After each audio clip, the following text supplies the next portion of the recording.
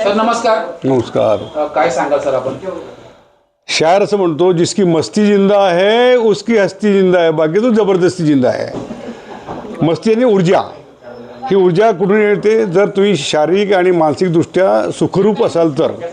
सुखरूप होण्यासाठी तुमचं हिमोग्लोबिन चांगलं असलं पाहिजे. सुदैवाने आपल्या शरीरामध्ये देवाने अशी फॅक्टरी दिलेली आहे की ती फक्तच रक्त तयार करू शकते.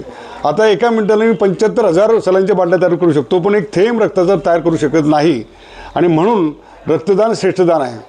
परवा आमच्याकडे एक ऑपरेशन होतं आणि मग ऑपरेशनमध्ये सिझर करताना मुख्य आर्टरी जी असते, मुख्य रक्तवाहिनी फुटली, रक्ताचं थारोळ झालं.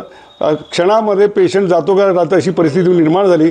पण सुदैवाने 4 बाटल्या बी ग्रुपच्या तयार होत्या, म्हणून तिचं जीवन वाचू शकलो आणि आज ती स्वतःच्या पायावरती उभी आहे. मूळ मुद्दा असा की रक्तदान श्रेष्ठदान काय म्हटलं जातं? जीवन करणारं रक्तदान आहे ते, आणि ते कुठल्याही फॅक्टरी तयार होत नाही, फक्त मानवनिर्मित देवाने दिलेल्या, परमेश्वराने दिलेल्या वरदानामुळे होतं. आणि म्हणून आम्ही म्हणतो की नेहमी तुम्हाला शक्य असेल तेवढं देत जा. आणि त्याच्यासाठी तुमचे सर्व तपासण्या केल्या जातात. तुम्हाला असलेले जे आजार असतील ते सुद्धा तिथे स्पष्ट होतात. हिमोग्लोबिन कमी आहे, डायबिटीस आहे, ब्लड प्रेशर आहे, हे सर्व तपासल्यानंतर तुम्ही निरोगी आहात हे सिद्ध केल्यानंतरच तुम्ही दाते ठरू शकतात. आणि दात्यासाठी तुम्हाला त्यातून जावं लागतं. हा तुमचा सार्थ अभिमान आहे. जगामध्ये किती लोक असले तरी रक्तदात्याला श्रेष्ठदान म्हटलं जातं, कारण हे रक्त फक्त परमेश्वराने निर्माण केलेल्या आपल्या ध्येयात आहे. धन्यवाद.